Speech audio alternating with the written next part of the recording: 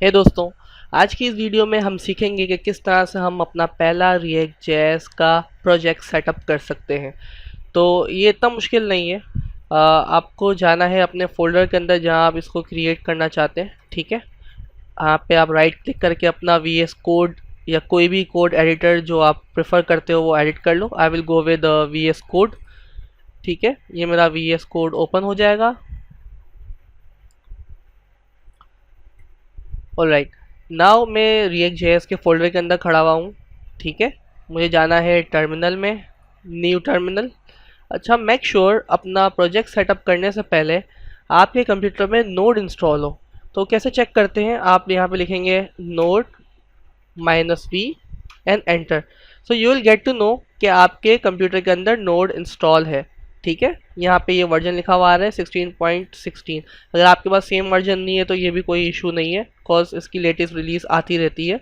और अगर आपकी मशीन में नोड इंस्टॉल नहीं है तो आपको Node.js की ऑफिशियल वेबसाइट पे जाना है और अपने ऑपरेटिंग सिस्टम के हिसाब से सेटअप फाइल डाउनलोड करके उसे सेटअप कर लेना है।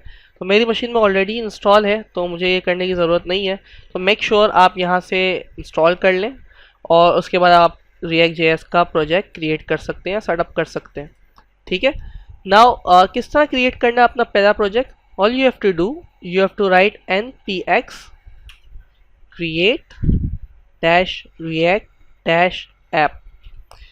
ये कमांड आपने लिख दी और उसके बाद आपको लिखना है कि भाई किस फोल्डर के अंदर और किस नाम से आप अपनी ऐप क्रिएट करो। राइट, बेसिकली ऐप का नाम। ठीक है, तो इस ऐप का नाम हम रखते हैं my first app. Make sure इसके बीच में आप गैप ना दें।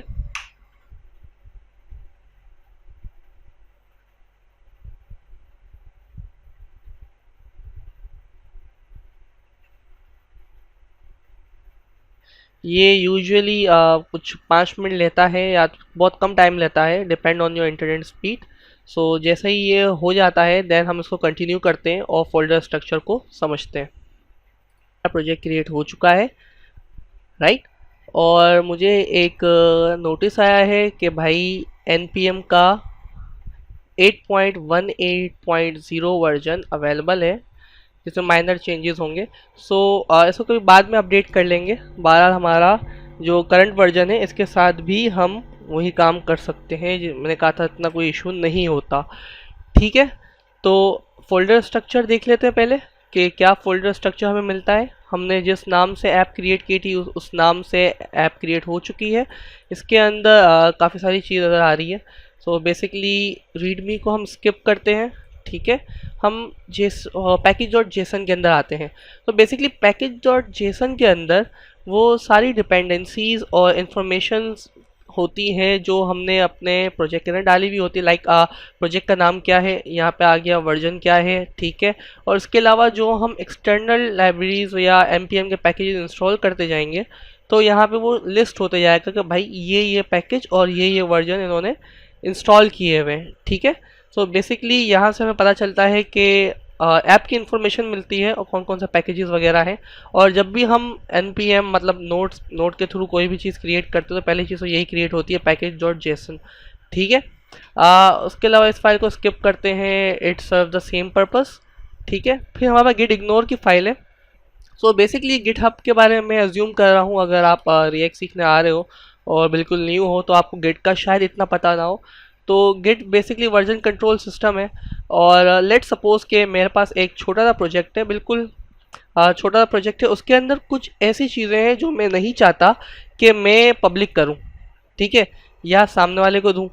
इसमें से कुछ इस तरह हो सकता है, अकाउंट से क्रेडेंशियल्स हो सकते हैं या कोई एपीआई की कीज़ वगैरह हो सकती है। ठीक है, या कुछ ऐसी फाइल हो सकती हैं जो आपकी पर्सनल, लाइक आपने एक डेटाबेस की आपने एक होस्टिंग खरीदी हुई है, उसका आईडी पासवर्ड आप नहीं चाहते कि सामने वाले को आप दें, बट आप उसको सोर्स कोड दे रहे हैं। ठीक है ना, बिकॉज वो अपना आईडी पासवर्ड डालेगा, अपनी होस्टिंग के ऊपर उसको डिप्लॉय करेगा। ठीक है, सो ऐसी फाइल्स को हम क्या करते हैं, अलग से फाइल्स के अंदर रख के यहाँ पे कॉन्फ़िगर करते हैं कि भाई ये जो फाइल है मेरे पूरे प्रोजेक्ट से ये अपलोड नहीं होनी चाहिए गिटहब के ऊपर। सो बेसिकली गिट इग्नोर यही काम करती है कि उन फाइल्स को स्किप कर देती है जिनके अंदर आपकी इंपॉर्टेंट इन्फॉर्मेशन है जो आप पब्लिक नहीं करना चाहते या सामने वाले को देना नहीं चाहते।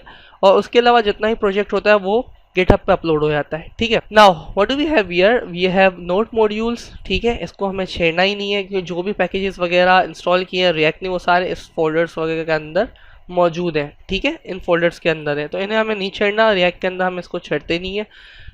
पब्लिक का फोल्डर इसको देख लेते हैं, हम इसमें भी इतना ज़्यादा काम नहीं करने वाले। यहाँ पे हमारे पास है एक index.html। So basically concept react का ये है कि हमारे पास एक ही HTML का पेज होगा और उसी के ऊपर विदाउट रिफ़्रेश हुए चीज़ें आ रही होंगी और जा रही होंगी। आपको याद होगा पूरा पेज रिफ़्रेश होता था, डिफरेंट डिफरेंट पेजेस होते थे। तो ये वाला हैसल जो है ये रिएक्ट और जितने फ्रंट एंड के फ्रेमवर्क्स हैं उसी प्रॉब्लम को सॉल्व कर रहे होते हैं, राइट। और इसी वजह से इसको हम कहते हैं सिंगल पेज एप्लीकेशन। इसको थोड़ा सा एक्सप्लोर करते हैं। जब मैं नीचे आता हूँ, एक मिनट, यहाँ पे समवेयर अराउंड हियर, तो देख सकते हैं कि यहाँ पे एक डिव दी हुई है जिसकी आईडी है रूट। नाउ बेसिकली ये मैं क्यों दिखा रहा हूँ, क्योंकि ये थोड़ा ज़रूरी है इस कॉन्सेप्ट को समझना कि रिएक्ट काम किस तरह करती है। तो हमारे पास पब्लिक के फोल्डर के अंदर एक index.html है जिसके अंदर एक डिव है जिसकी आईडी है रूट। सिर्फ ये दिखाना था। अब किस तरह काम करता है ये देखने के लिए हम जाएंगे सोर्स फोल्डर के अंदर। सोर्स फोल्डर के अंदर इन सारी चीज़ों को अभी एक्सप्लेन करते हैं, बट जाते हैं index.js के अंदर, राइट। तो index.js बेसिकली क्या कर रहा है, इस लाइन को अगर हम रीड करें, ये कह रहा है कि भाई रिएक्ट डॉम जो है वो क्रिएट कर रहा है, ठीक है ना। मतलब जो भी चीज़ें इस index.js के अंदर है वो इस कोड के थ्रू कहाँ जा रही है। एक एलिमेंट है, मींस एक डिव है, एलिमेंट कुछ भी हो सकता है, h1 टैग भी हो सकता है, कुछ भी हो सकता है। बेसिकली यहाँ पे हम कह रहे हैं कि भाई एक index.html का पेज जो है उसके अंदर एक एलिमेंट है जिसकी आईडी है रूट। ठीक है, जो डिव हमने थोड़ी देर पहले देखी थी जो index.html के अंदर थी जिसकी आईडी थी रूट। ठीक है, तो जो भी कुछ आपको इस ऐप से मिल रहा है उसको आप इंजेक्ट कर दो किसके अंदर, उस पर्टिकुलर डिव के अंदर। सो बेसिकली यहाँ से जो भी हमारी ऐप रिसीव कर रही है या जो भी ऐप के अंदर है वो किसके अंदर अल्टीमेटली जा रहा है, वो आखिर में उस HTML की डिव में जा रहा है जिसकी आईडी है रूट। सो ये कॉन्सेप्ट है रिएक्ट का। ठीक है, तो पब्लिक वाले फोल्डर में हमको ज़्यादा कुछ छेड़ने की ज़रूरत है नहीं। ठीक है, ज़्यादातर हम अपना टाइम स्पेंड करते हैं डेवलपमेंट के लिहाज से सोर्स फोल्डर के अंदर। ठीक है, तो ये कॉन्सेप्ट है। एक HTML पेज है, यहाँ से फाइनल रेंडर जो जा रहा है उस HTML की डिव के अंदर इंजेक्ट हो रहा है। ठीक है, अब मज़ीद चीज़ें देख लेते हैं, उसके बाद इस फाइल को और डिस्कस करेंगे। हमारे पास app.css है, ये बेसिकली आपकी app.js की एक्सटर्नल CSS फाइल है। ठीक है ना, जिसको यूज़ करके आप app.js को स्टाइल कर रहे हो। ठीक है, सिंपल इज डैट। उसके बाद आपके पास है app.js। अभी थोड़ी देर पहले index.js के अंदर हमने देखा था कि हमने यहाँ पे ऐप का एक टैग यहाँ पे बुलाया हुआ है जिसको हम रेंडर करवा रहे हैं। ठीक है, तो बेसिकली ये जो टैग है वो ये ऐप है। ठीक है, इस ऐप के अंदर हमारे पास क्या है, इस ऐप के अंदर हमारे पास ये कोड लिखा हुआ है जो थोड़ा बहुत HTML भी लगता है और थोड़ा बहुत आपका जावास्क्रिप्ट भी लग रहा है। लाइक हमारे पास एक फंक्शन है जो रिटर्न कर रहा है आपकी HTML को। ठीक है ना, थोड़े से वियर्ड सिंटैक्स है, इसको देख के घबराना नहीं है, बहुत इजी है। ठीक है, और ये आपकी ऐप है जो रेंडर हो रही है, ठीक है ना, index.js के ज़रिए आपकी HTML फाइल के अंदर। ठीक है, तो आपका जो कोड है वो सारा यहाँ पे आपने लिखना है ना। हमारे पास app.test.js है, इसकी हमें ज़रूरत नहीं है, वी विल डिलीट दिस। ठीक है, ये टेस्टिंग पर्पज़ के लिए होती है। index.js की भी अपनी खुद की एक आप कह सकते हैं स्टाइलिंग शीट है। ठीक है ना, एक बेरबोन टाइप का, राइट, जिसमें हम मार्जिन 0 कर देते हैं, राइट। तो इसकी भी हमें ज़रूरत नहीं है, तो डिलीट कर सकते हैं, but for now I will leave it. ठीक है, फिर उसके बाद index.js है, इसको हमने थोड़ा डिस्कस कर चुके हैं। फिर ये लोगों की फ़ाइल है, हम एक काम कर सकते हैं, हम इमेज का फोल्डर बना के भी यूज़ कर सकते हैं, तो फाइल थोड़ी ऑर्गेनाइज हो जाएगी।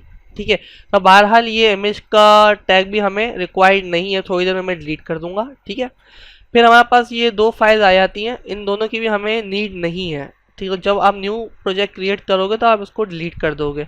ओके, तो ये हो गई बातें आपके सोर्स फोल्डर की। अब चला के देखते हैं कि भाई ये जो app.js के अंदर जो कोड लिखा हुआ है ये दिखता कैसे। आपकी पहली जो एप्लीकेशन है, जो बॉयलर प्लेट कोड आपको मिला है, ये जो रिएक्ट ने कोड आपको करके दिया है, ये दिखता कैसे है। तो ऐप को चलाने के लिए आपको यहाँ पे लिखना है, टर्मिनल में आना है। अगर टर्मिनल ओपन नहीं है तो यहाँ पे आके आप टर्मिनल ओपन कर सकते हैं, ठीक है। नाउ अपने कोड को स्टार्ट करते हैं, इसको हम डिस्प्ले करते हैं भाई ये बॉयलर प्लेट जो है तो ये किस तरह दिख रहा है। सो इसके लिए आपको क्या करना है, इस वक्त हम खड़े हुए हैं रिएक्ट जेएस के अंदर। ये फोल्डर मैंने बनाया था, इसके अंदर हमने एक ऐप क्रिएट की है, माय फर्स्ट ऐप, ठीक है। तो हमको माय फर्स्ट ऐप के अंदर जाना होगा, हम लिखेंगे cd, ठीक है। इसमें हम लिखते हैं माय फर्स्ट ऐप, ठीक है। अब हम खड़े हुए हैं माय फर्स्ट ऐप के अंदर। मेक श्योर ये स्टेप आप ज़रूर करें गाइस को, अगर आप ये नहीं करेंगे तो आपका जो कमांड है वो नहीं चलेगी, ठीक है, वो एरर थ्रो कर देगा। यहाँ पर हम लिखेंगे npm स्टार्ट, और कुछ देर में आपका प्रोजेक्ट कंपाइल हो जाएगा और आपकी पहली रिएक्ट जेएस की ऐप शुरू हो जाएगी।